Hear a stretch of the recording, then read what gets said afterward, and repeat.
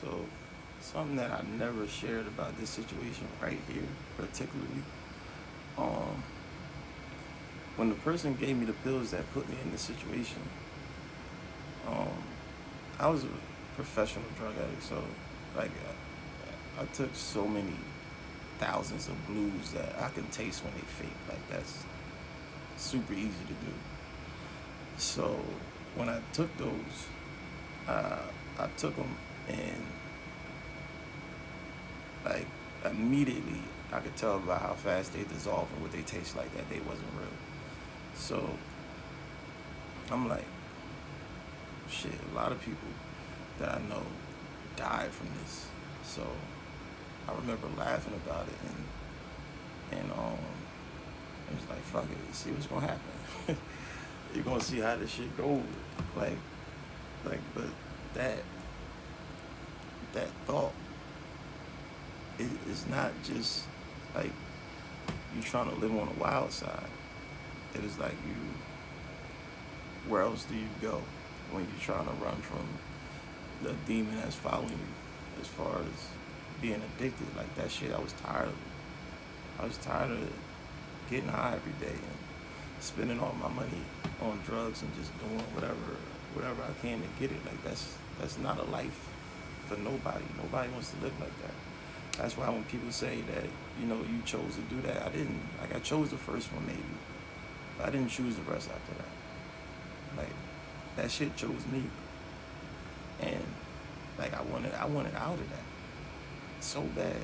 Like I didn't know where to go to get help. I didn't know who to open up to because nobody around me understood what I was going through. Like nobody that looked like me is around that I can relate to, that I can talk to about getting off of drugs. Everybody that was around me wasn't ready to quit, so there's no point in talking to them.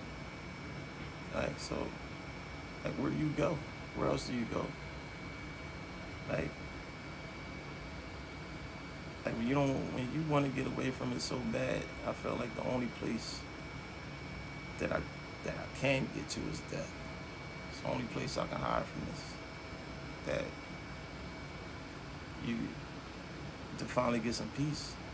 Like when people be like, yeah, you get high, go to God. I was going to Him in person.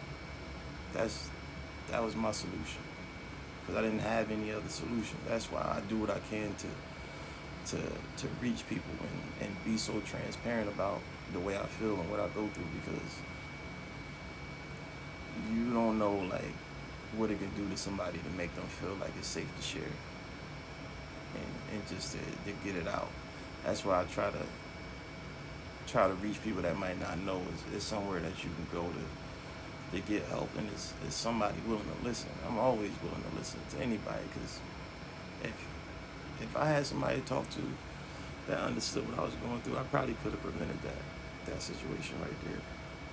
But I ain't nowhere else to go except the graveyard. That's it. That's the only place I felt like I could be free from that, because that shit is torture. Waking up every day and having to deal with that urge, like that, I wouldn't wish that on anybody. It's like you're alive, but you in the passenger seat. You're definitely in the passenger. You're not driving. Like you just along for the journey of getting high and getting high again. Like you have no control. You're on autopilot as far as what your life like. So like that right there, before that, I ain't care. I just ain't had the courage to just do it. Like do it for real. But I did. I left it in God's hands if I was gonna live or not. And I ended up waking up being stuck in the middle.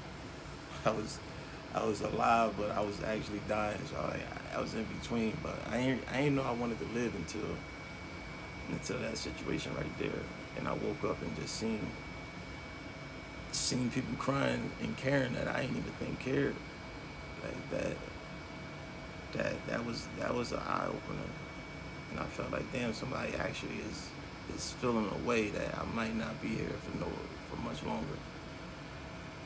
So I got to see what my decision. Like if you can wake up at your funeral and see what your death does to people, that'll change a lot. That'll change you. I don't know if that's what did it or what, but like I'm telling you, if you got an addict in your family, check on that person. Make that person feel safe to open up, because that can be the difference between life and death. Like I'm telling you, like when you going through this shit and you don't have any other options, you like, I know what to permanently get this demon off my back is if it has nobody to chase. If I'm not here to be chased. Like that's the only option. Like I wanted to stop, but I couldn't. And the fact that wasn't no option, or I didn't know an option, just made it easier to keep going. Like you tell yourself, shit ain't nothing I can do anyway. So if it's up to me, I don't know what I'm gonna do. So that's why I'm transparent. I always say how I feel, what's on my mind, or shit that happened. Like I don't have nothing to be embarrassed about. Like that's me right there. And this is me now. The hell I got to be embarrassed with. I have no reason to be embarrassed. That's why I don't mind sharing, like, my life, because I know it can help somebody. Like I know it can. Like I know for a fact I'm gonna change the world. Like I know this. Like you don't have to change the world in a day. You don't have to change it all at one time. Like you could change a group of people, then them people go out and they change a group of people, and that shit just spread. So it's like you can make changes, positive changes for the world. You just don't have to do it all in one day, and you don't have to do it to the whole world at the same time. Like the shit spread. So it's like I've said things to people, and they came back and told me that they've said it at a meeting, and then everybody at that meeting got to hear something that I said, but it wasn't from me. It was, an extension of me that I told somebody. So, like, your mindset just got to change. My mindset different. That's why I do everything I can to make people feel safe to share, and to let them know that they not alone. Because I'm telling you, you can feel alone in a room full of people. Like that, like the people around you don't mean that you're not alone. Like I could feel alone in a stadium filled with people, like, cause I feel like nobody understands me until somebody lets me know that they understand me. So, don't talk down on your drug addict relatives, associates, or whatever, because you don't know what they're going through. You don't know if to that day is it for them. Like they done with this shit. They tired of being alone. They tired of running from this shit. You don't know that.